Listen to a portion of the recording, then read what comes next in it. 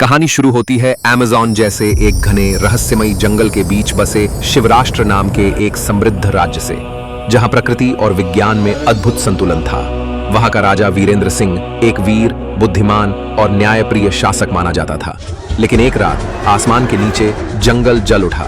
आग की लपटों में छुपे थे जंगल के अंधेरे में पलने वाले आदिवासी भोगा ट्राइब, एक खतरनाक आदिवासी गिरोह जिनकी आंखों में सिर्फ बदला था। उनका सरदार था नागबा, सांपों के टैटू से भरा शरीर, ड्रेडलॉक बाल, लाल जलती आंखें और हाथ में हड्डियों से बना भार। राजधानी के बाहर के गांव राख हो चुके थे। दरबार में गूंजती है राजा वीरेंद्र सिंह की गर्जन, ये हमला हमारे अस्तित्व पर है। राजकुमारी माया और सेनापति रुद्र, जाओ और इस अंधकार की जड़ तक पहुंचो। राजकुमारी माया एक मस्कुलर योद्धा राजकुमारी जो तलवार और धनुष दोनों में निपुण थी, जंगल की ओर निकल पड़ी।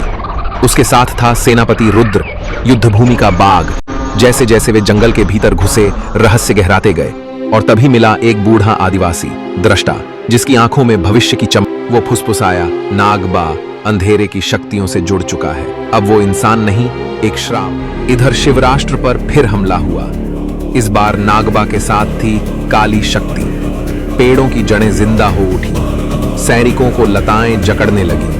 पर माया ने नागबा से युद्ध छेड़ दिया।